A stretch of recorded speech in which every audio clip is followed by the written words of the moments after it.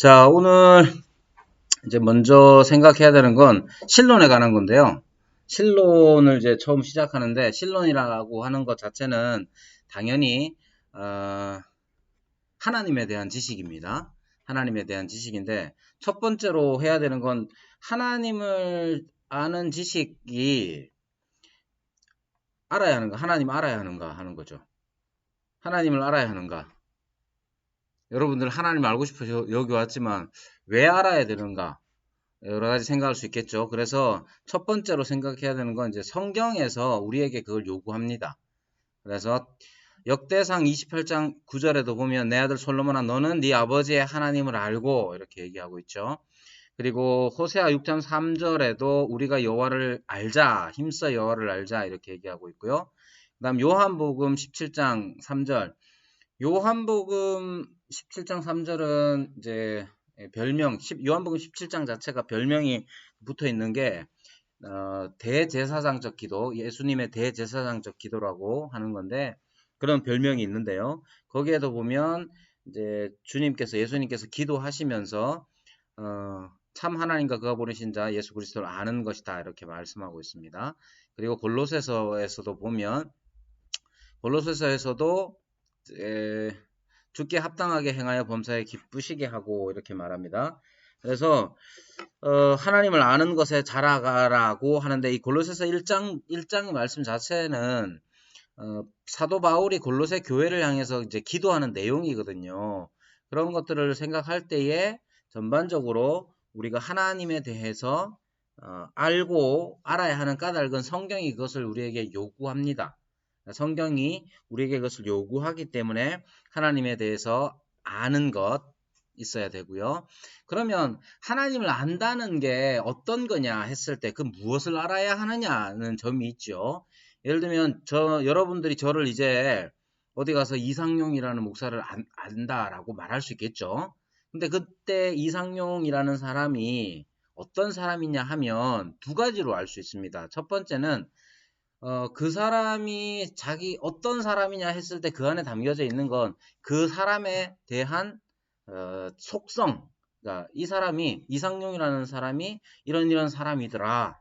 이제 주로 제가 이제 그리고 또 하나는 이제 그 사람이 목사라고 하는데 목사의 일을 하더라. 그러니까 하는 일, 속성과 그다음 그의 일을 통해서 그 사람을 알아가는 거죠. 그래서 하나님에 대한 지식도 하나님이 어떤 분이신가를 아는 거고, 그리고 하나님이 어떤 분이신 뿐만 아니라 하나님이 어떤 일을 하시는가에 대해서 우리가 이제 두 가지로 알아야 하는 거예요. 마찬가지로 저도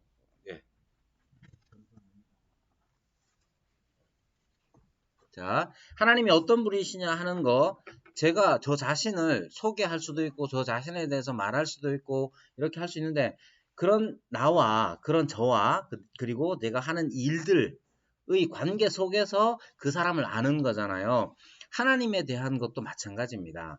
하나님에 대한 것도 하나님이 어떤 분이시냐 하는 것을 알 뿐만 아니라 그분이 하신 일을 함께 생각해야 하나님을 아는 지식을 이제 바로 추구할 수가 있는 겁니다.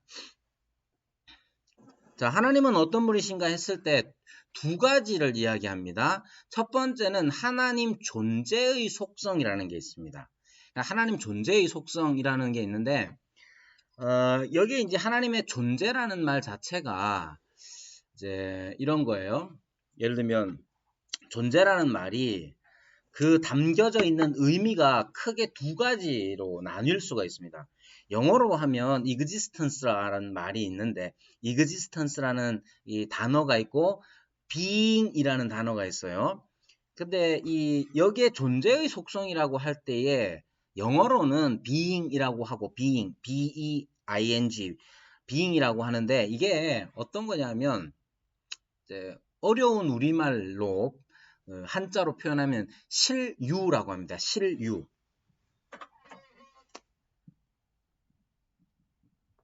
being이라고 하는데 보이시나? 아, 이거 안 보이시네. 그렇죠? 이렇게 해야 되겠네.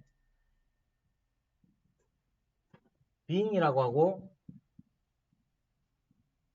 실유라고 합니다. 실유. 그러니까 이건 뭐냐면 being이라는 게 이 사람이 어떤 사람이냐를 나타내는 거거든요. 그러니까 존재의 속성이라고 했을 때 존재라는 말 자체가 두 가지 의미를 다 가지고 있습니다. 첫 번째는 예를 들면 이런 거죠. 우주인이 존재하는가? 라고 했을 때 그 우주인이라는 건 우주인이 존재하는가라고 했을 때 그 우주인의 존재라는 건 있냐 없냐의 문제잖아요. 우리가 근데 존재의 속성이라고 해서 생각해야 되는 건 존재하기는 존재하는데 그분이 어떻게 존재하느냐는 거예요. 예를 들면 어떤 폭군이 있다고 칩시다. 지금 뭐 미얀마 같은 경우는 군부 독재가 심하잖아요.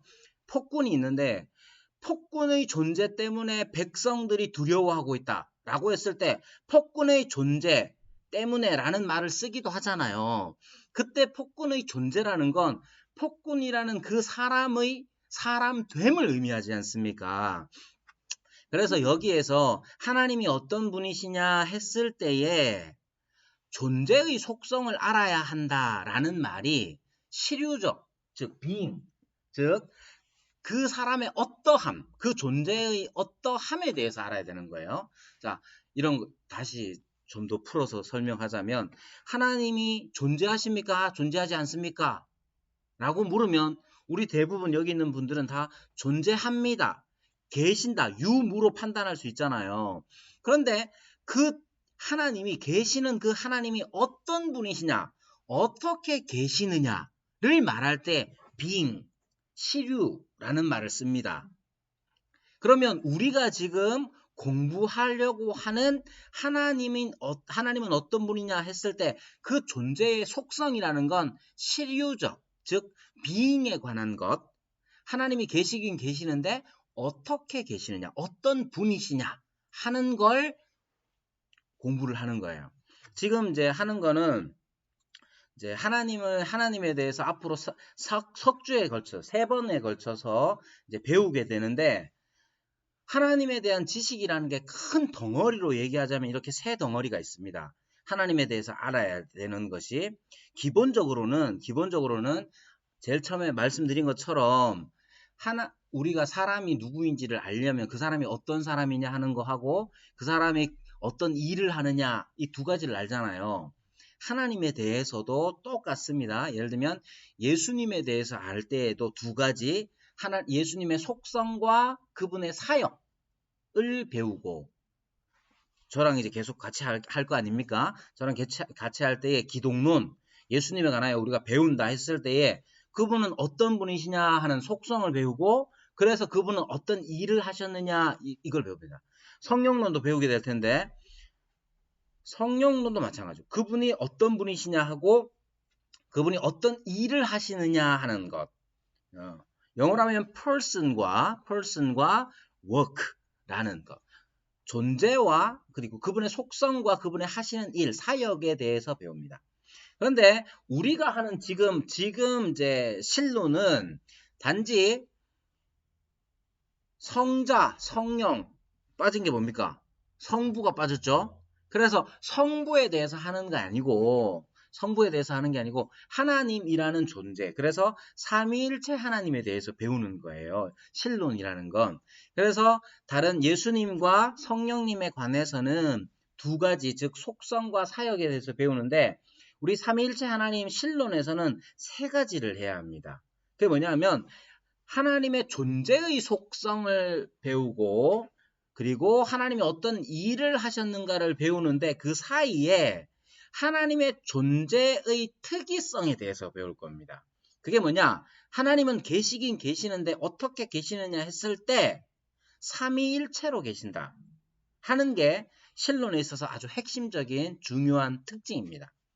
그리고 이 삼위일체는 다음 시간에 다음 주에 할 텐데 삼위일체는 여타의 신관, 종교들에게서는 볼 수 없는 기독교만의 가장 독특한 신관입니다.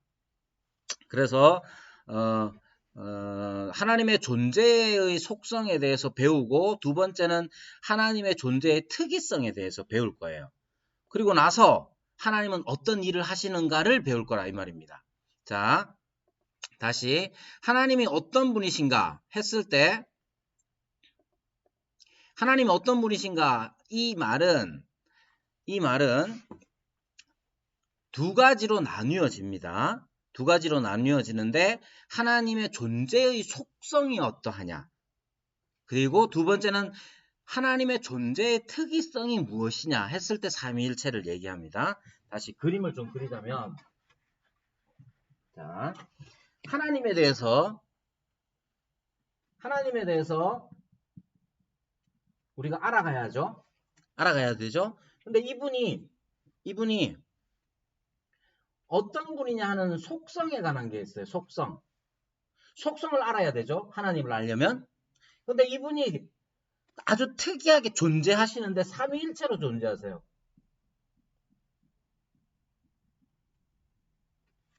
그리고 이분이 하시는 일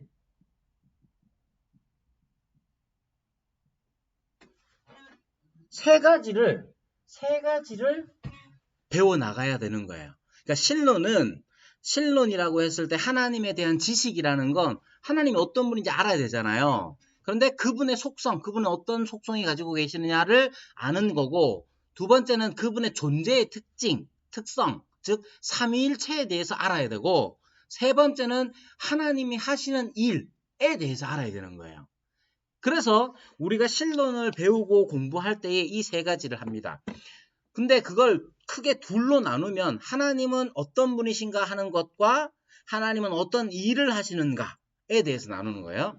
자, 그래서 하나님 어떤 일을 하시는가 하면 첫 번째 작정하십니다. 작정이 뭐냐? 나중에 배우겠죠. 작정이 뭐냐? 그러면 그 다음에 하시는 일이 뭐냐? 창조와 섭리입니다. 보통 하나님이 하시는 일이 뭐냐 하면 창조하시고 구원하시고 뭐 이렇게 생각할 거 아니에요.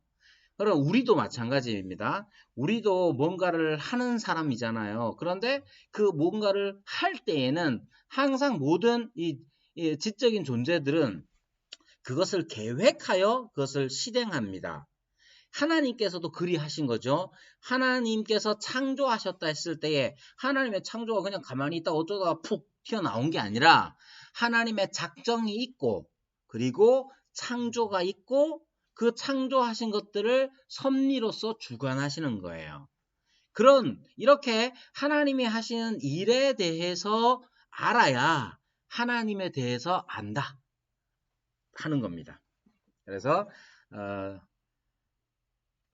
신론을 할 때 특징적인 거는 삼위일체가 들어간다는 거예요.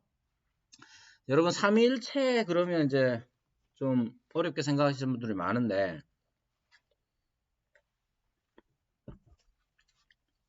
삼위일체에 대해서 제가 오늘 바빠가지고 못 가져왔는데 책을 소개해 드릴 테니까 꼭 한번 사보세요. 아시겠죠? 자, 삼위일체에 대해서 여러 책이 엄청 많습니다. 두꺼운 것부터 시작해서. 근데 제가 읽어본 삼위일체 중에 가장 은혜로운 삼위일체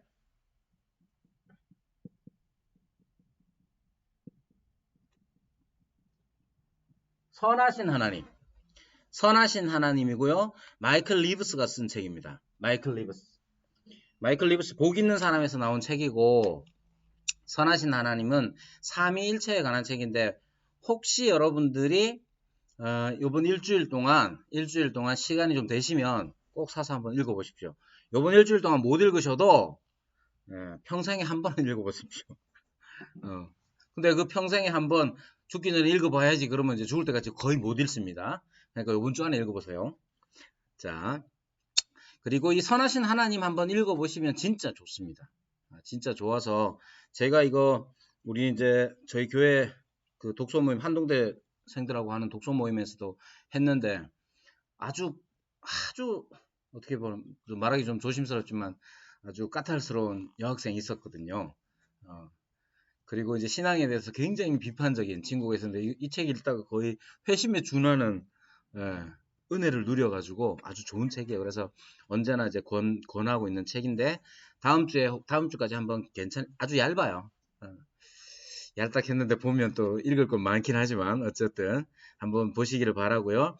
자, 그래서 신론을 공부할 때는 신론을 공부한다 했을 때 이것 크게는 두 가지. 하나님 어떤 분이시냐? 하나님 어떤 일을 하시느냐? 이거 기독론 가면 똑같이 합니다. 예수님은 어떤 분이시냐? 예수님은 어떤 일을 하셨느냐? 성령론 가도 똑같습니다. 성령님은 어떤 분이시냐? 성령님은 어떤 일을 하셨느냐? 이렇게 합니다. 그러니까 신론은 그러나 이건 성부론이 아니고 하나님에 대한 지식이기 때문에 하나님의 존재의 특이성으로서의 삼위일체가 그 사이 하나 들어가는 거예요. 그래서 오늘은 하나님 존재의 속성에 대해서 하고 다음 주는 삼위일체에 대해서 하고 그 다음 주는 마지막으로 하나님의 하시는 일에 대해서 합니다. 그렇게 준비하시면 되고요.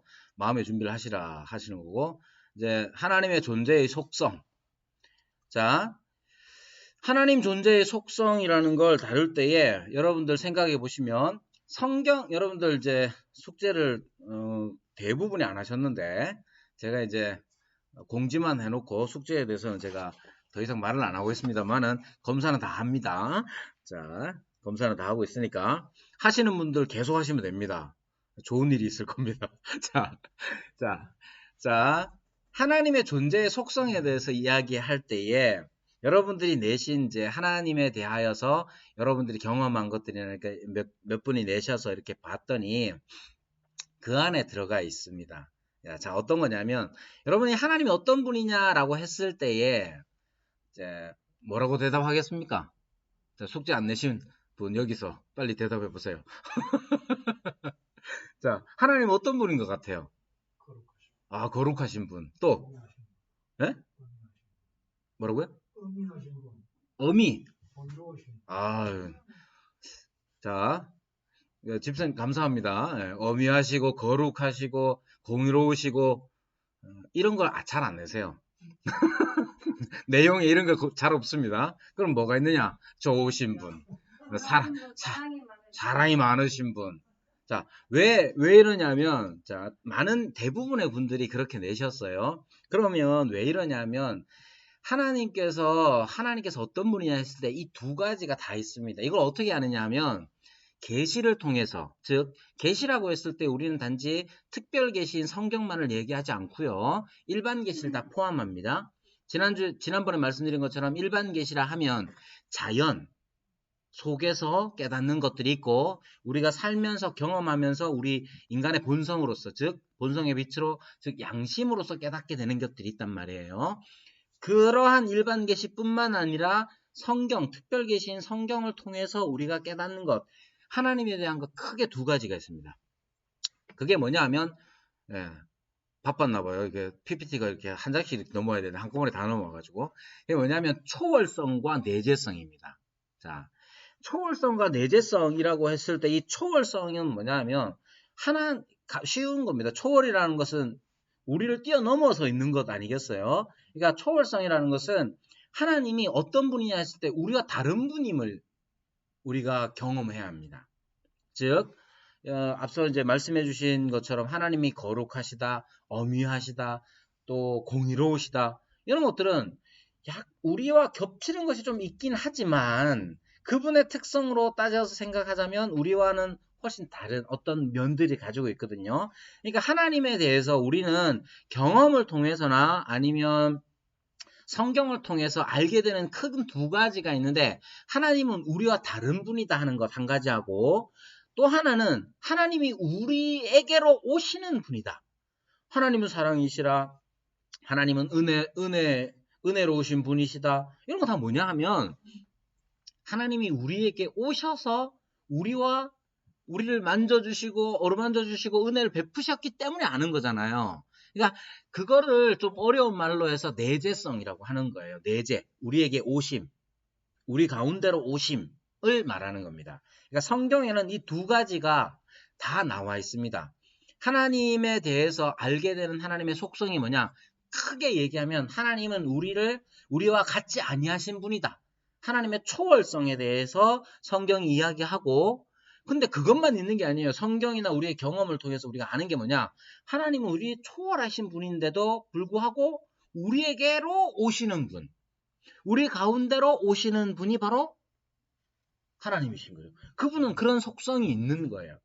대표적으로 모세의 경우만 하더라도 모세가 하나님을 배울 때에 만약에 이제 만약이 아니라 시내산에서의 경우도 마찬가지죠. 엘리야의 경우도 마찬가지죠. 지나가는 등만 본다. 뒷모습만 보는 거예요. 근데 그 모습도 그냥 그렇게 표현됐을 뿐 실제로 모습이 있으신 것도 아니잖아요. 하나님은 영이시기 때문에.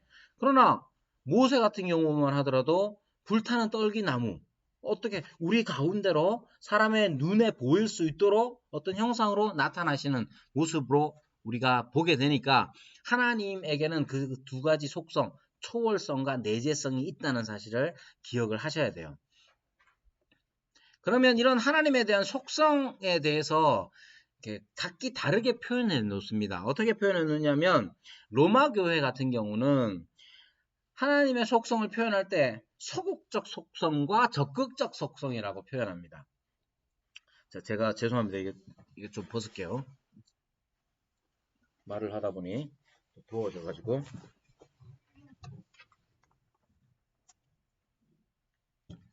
자, 로마 교회에서는 소극적 속성과 적극적 속성. 뭐가 그러면 소극적 속성이겠습니까?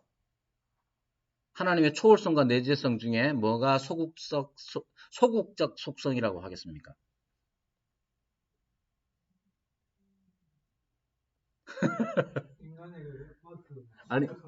아니. 하나님께서 초월성과 내재성이 있다고 했잖아요. 그러면 이 초월성과 내재성을 로마 교회에서 표현할 때 소극적 속성, 적극적 속성이라고 말했어요. 표현합니다. 그러면 이 짝대기를 끄면 어디로 짝대기가 꺼지겠습니까?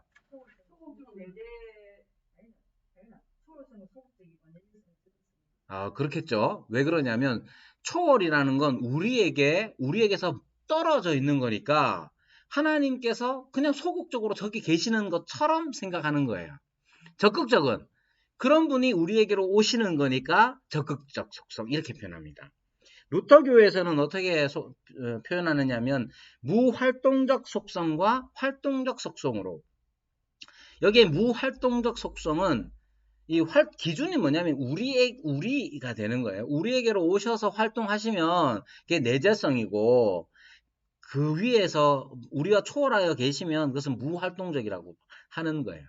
이렇게 표현합니다만 그러면 우리 개혁교회 칼빈주의 교회에서는 어떻게 표현하느냐면 그것을 비공유적 속성과 공유적 속성으로 그렇게 나누어서 표현을 합니다.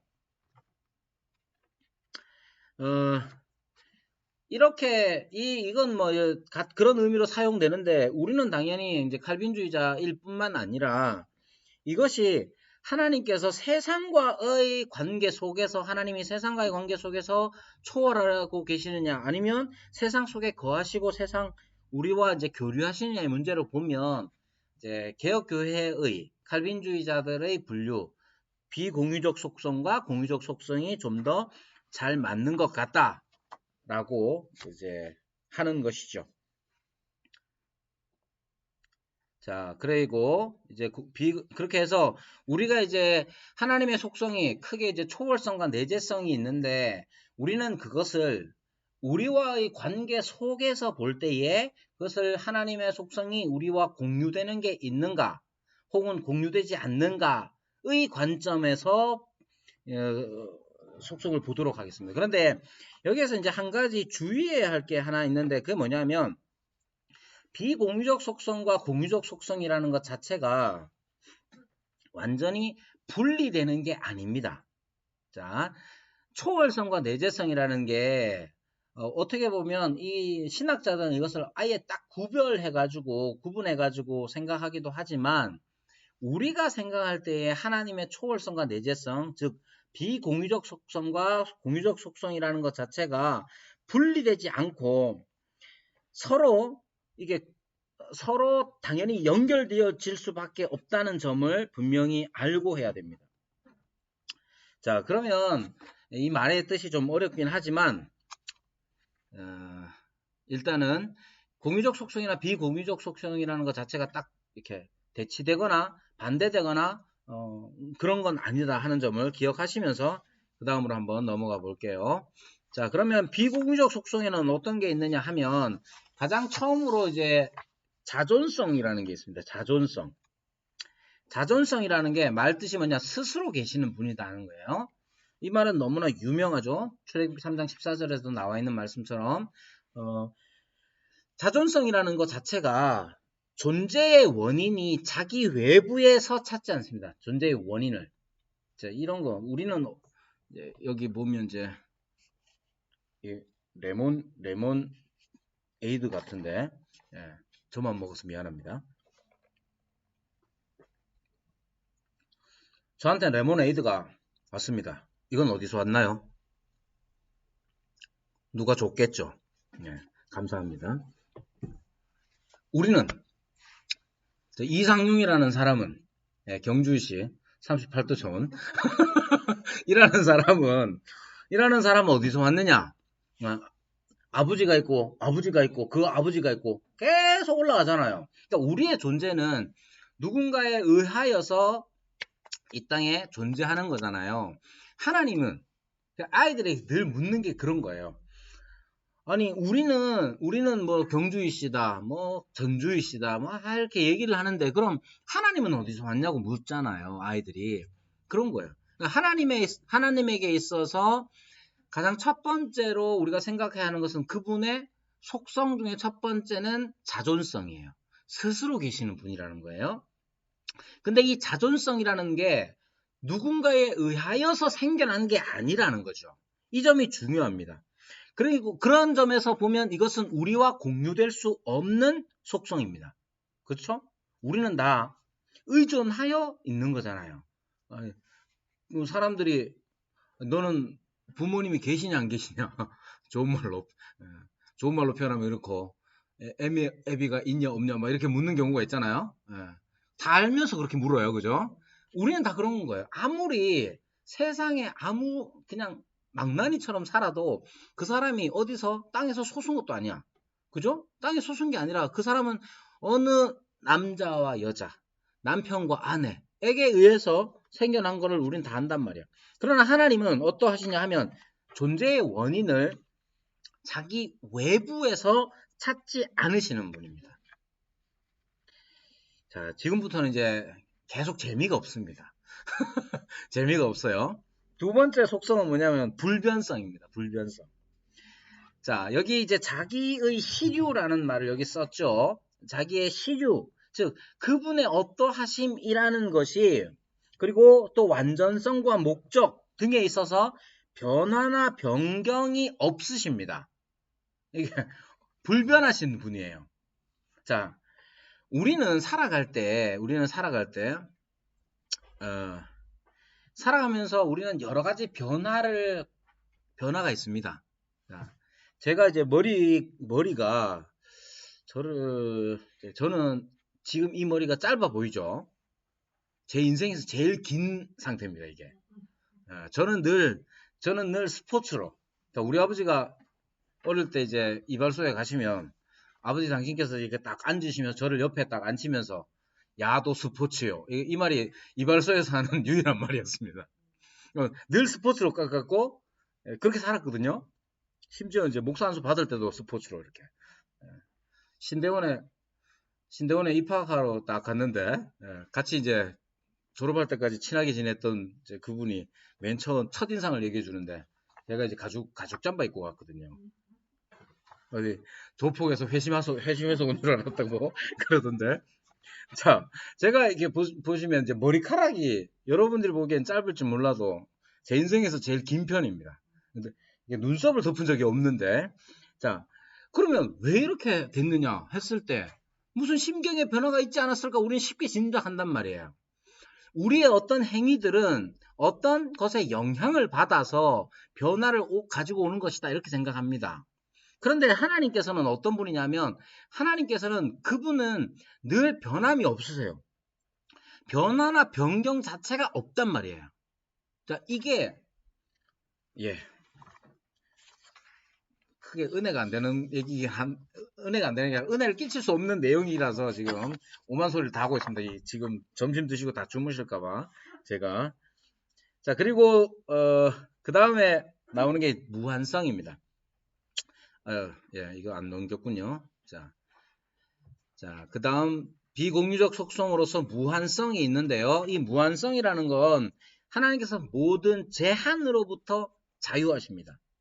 자, 그러면 인간에게 있어서 가장 제한을 두는 게 뭐냐? 시간이죠. 그러니까 하나님은 영원하시다 하는 건 하나님께서는 시간을 초월해 존재하신다는 뜻이고 시간의 제약이나 제한을 받지 않으시는 분입니다.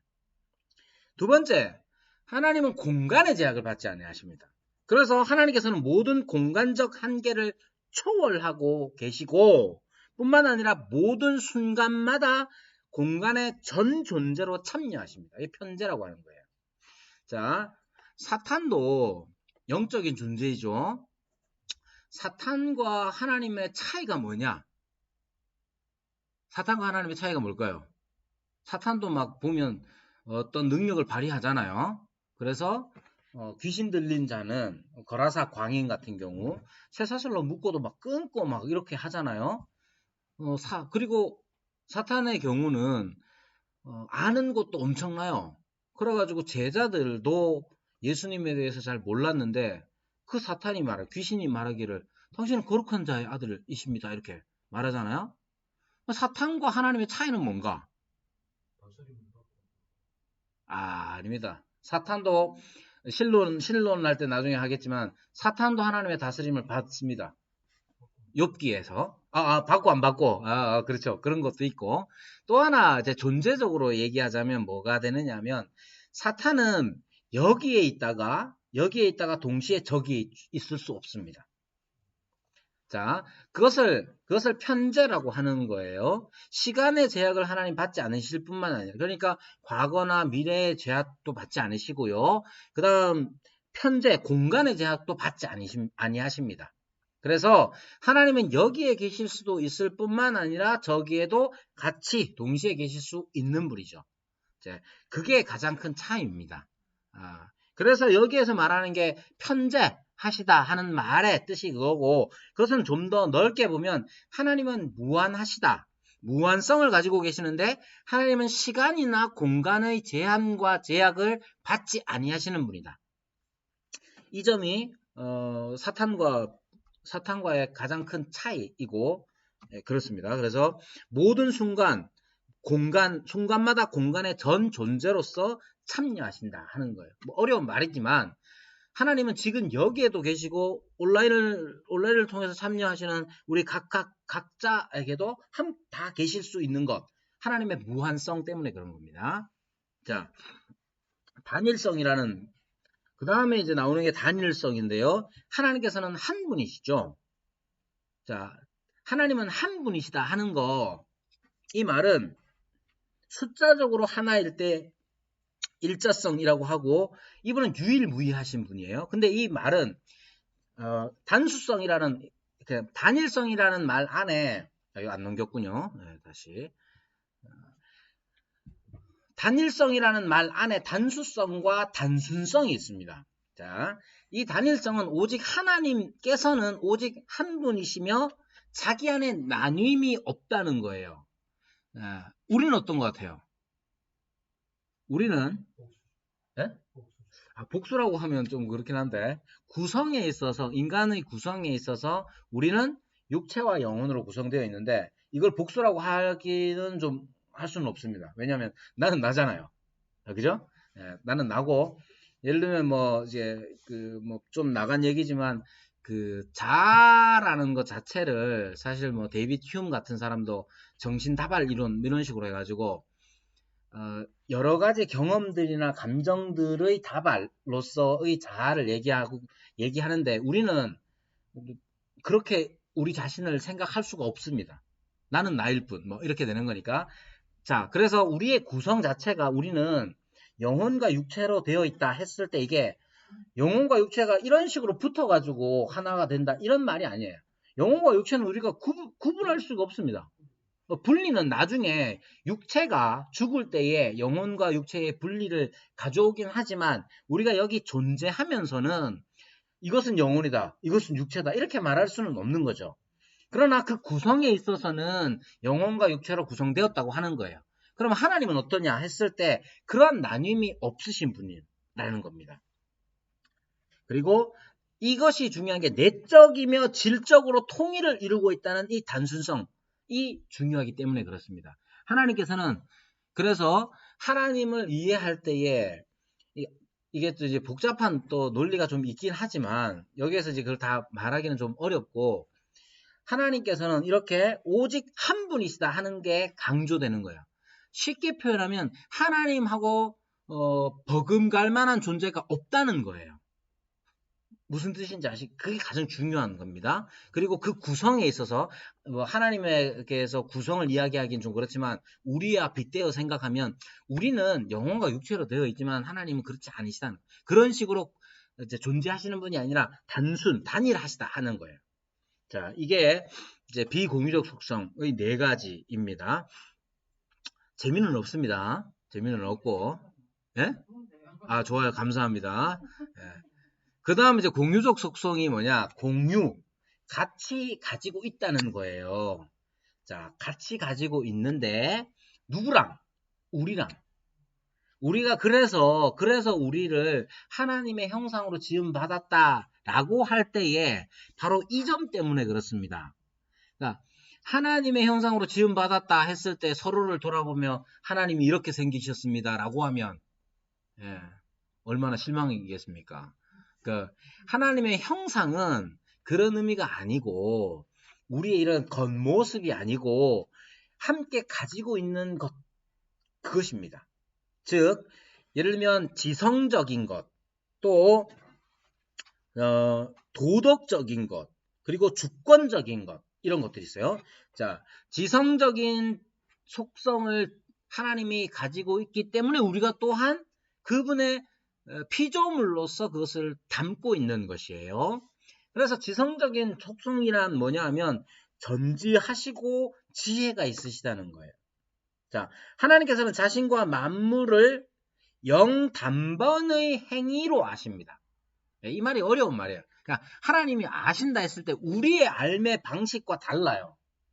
우리는 어떻게 하느냐? 경험도 해보고 공부도 해보고 아니면 생각도 해보고 그 생각도 처음 생각과 마지막 생각이 다르죠. 더 깊어질 수 있잖아요. 하나님은 그런 게 없어요. 없다는 게 하나님은 영단번에 아신다. 그게 전지하심의 뜻이에요. 그러니까 하나님이 야 인간들하고 한 3000년 살아보니까 인간이 그렇더라. 이렇게 하시는 게 아니란 말이야. 아시겠죠? 지혜라는 것도 마찬가지죠. 최선의 가능한 수단들을 이용하여서 최선의 가능한 결과를 산출하시죠. 이게 지혜예요. 자, 우리가 지혜롭다 했을 때의 그 지혜는 지식만 있어서 되는 게 아닙니다. 경험도 있어야 되죠. 지식과 경험이 최선의 것으로 이렇게 만났을 때 이게 지혜라고 하는 거잖아요. 하나님께서는 그 과정 속에 우리가 경험하는 것처럼 그런 지식과 경험이 함께 결합되어서 지혜를 낳는 그런 분이 아니고 하나님의 지혜와 지식의 특징은 영단번의 아심을 통해서 아신다 하는 것이 하나님의 지성적 속성의 특징입니다. 그런데 우리도 이 비슷한 것들을 가지고 있어요. 예를 들면 직관이라는 거 있잖아요. 직관이라는 것들도 우리는 가지고 있고 당연히 지혜라는 것도 가지고 있지요. 그래서 이런 면들을 볼 때에 하나님과 우리가 공유 똑같다는 말이 아닙니다. 똑같다는 말이 아니고 앞서 말씀드린 비공유적 속성들로서 이 공유적 속성들을 가지고 계시는 거예요. 즉, 이 말이 어려울 수 있는데, 자, 하나님이 지혜로우시잖아요. 근데 우리 방식으로 지혜로우신 게 아니란 말이에요. 우리는 배우고 생각하고 공부하고 해가지고 우리는 지혜를 얻습니다. 경험하고 해서. 그리고 그 경험 중에는 성공도 있고 실패도 있고 실수도 있고 그러면서 나중에 지혜로워지는 거잖아요. 하나님은 어떠하시냐? 영단번에 하시는 거예요. 그러니까 공유적 속성이라는 지성적이고 도덕적이고 주권적 속성을 하나님이 가지고 계시는데 이것을 비공유적 속성으로서 이것을 이루어내신다는 게 가지고 계시는 거지 마치 경험을 통해서 우리가 아는 것처럼 가지고 계시는 게 아니란 말이에요. 자, 도덕적 속성도 마찬가지입니다. 선하시죠? 사랑이시고 은혜로우시고 긍휼하시며 또한 오래 참고 거룩하고 의로우시죠. 이 모든 것들을 하나님이 가지고 계시되 하나님은 영원한 분으로서 자존하시는 분이요 불변하시는 분이요 단일하신 분으로서 이 속성들을 가지고 계신다는 거예요.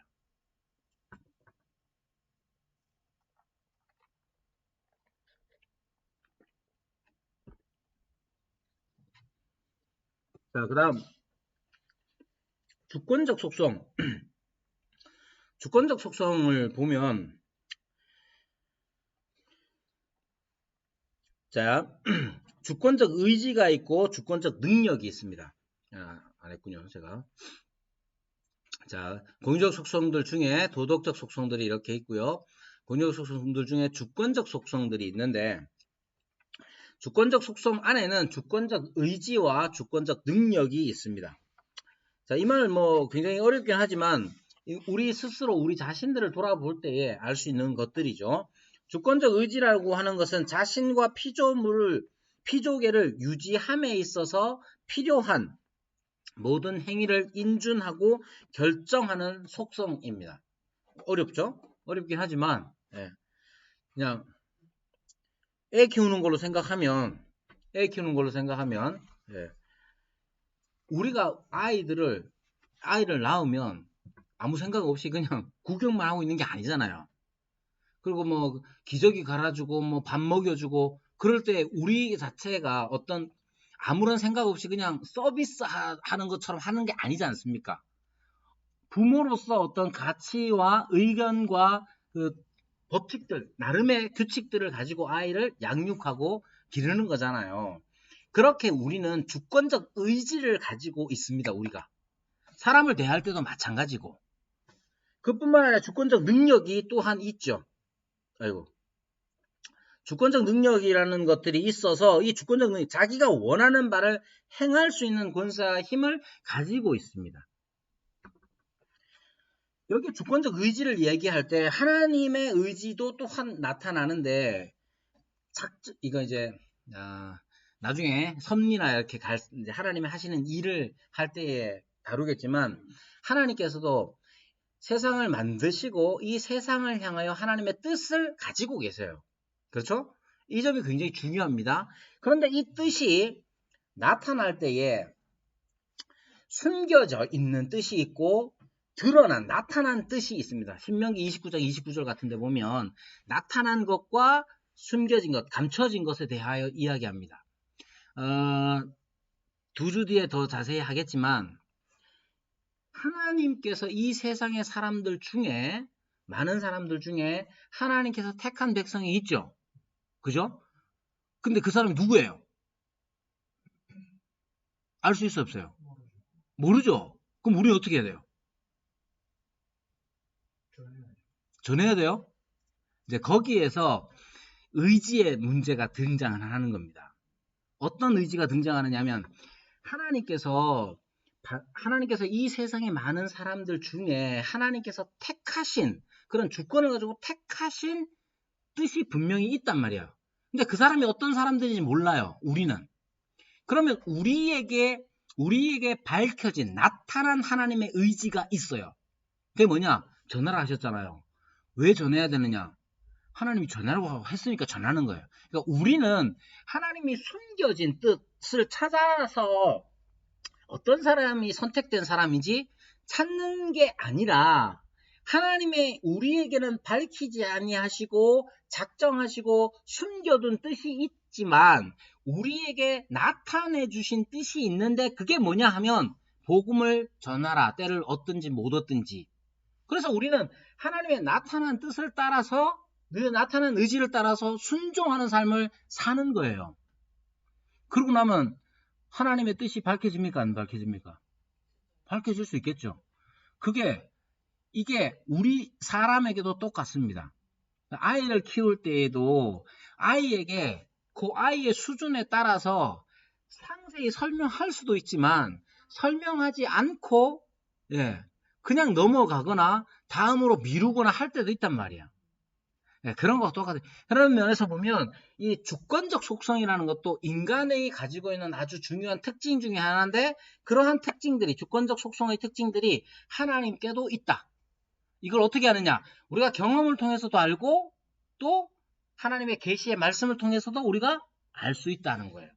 자, 이렇게 해서 하나님을 아는 것이 중요한데 이러한 공유적 속성과 비공유적 속성들을 충분하게 알아가려고 해야 그래야 잘못된 것에 빠지지 않을 수 있습니다. 예를 들면 하나님의 비공유적 속성 같은 것들을 하나님의 비공유적 속성들, 즉 초월성에 대해서만 강조를 해버리면 어떤 게 있느냐 하면 하나님을 믿고 싶은 마음이 별로 없어요. 자, 다시 하나님의 비공유적 속성, 즉 하나님의 초월성을 강조하고 그것만 생각하면 우리가 신앙생활 할 재미가 없다니까요. 왜? 하나님은 우리를 초월하여 저 위에 계시는데 그것만 강조해. 하나님은 영원하시고 지금 나는 지금 내일 먹을 거 없어가지고 허덕이고 있는데 하나님의 시간의 제약이 나는 지금 얼굴 볼 때마다 막 주름이 늘어나가지고 이제 병원에 가야 되나 말아야 되나 이러고 있는데 그러니까 하나님의 초월성만을 강조하면 신앙생활 하는 거 사실은 상당히 재미는 없습니다. 은혜롭지가 않아요. 하나님의 초월성을 강조하는 것 이제 종교 중에 하나가 이슬람교 같은 거거든요. 그 사람들은 자기의 최선을 다해야 돼요. 그리고 자기의 기쁨은 자기가 얼만큼 했느냐에 따라서 오는 거예요.